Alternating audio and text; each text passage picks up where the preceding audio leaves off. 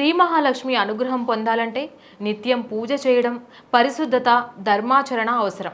వాస్తు, శాస్త్రం, పురాణాల ప్రకారం కొన్ని అలవాట్లను తప్పకుండా మానుకోవాలి. ఈ అలవాట్లను మానుకుంటేనే లక్ష్మీదేవి అనుగ్రహం లభిస్తుంది. మానుకోవాల్సిన అలవాట్లు కూడా ఇవే. అసౌకర్యమైన, అనిశ్చిత జీవితం గడపడం, అలసత్వం, అసంఖ్యాకమైన పనులను నిలిపివేయడం వంటి అలవాట్లను తప్పకుండా మానుకోవాలి. ఇష్టం వచ్చిన రీతిలో వస్త్రధారణ ఉండకూడదు. చిరిగిపోయిన దుస్తులు అస్సలు ధరించకూడదు. చీటికి మాటికి తిట్టుకోవడం, కొట్టుకోవడం వంటివి చేయరాదు. దుష్టవాక్యాలు మాట్లాడరాదు. గట్టిగా మాట్లాడరాదు. ఇంటిని అపవిత్రంగా ఉంచరాదు. పడక గదిలో తినడం అపవిత్రంగా భావిస్తారు. అంతేకాదు, భగవంతుణ్ణి ద్వేషించరాదు. అర్ధరాత్రి వరకు మెలకువగా ఉండరాదు.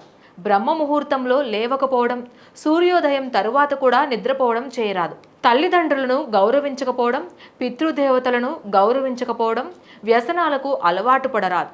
మద్యం, జూదం, ధూమపానం వంటివి చేయరాదు.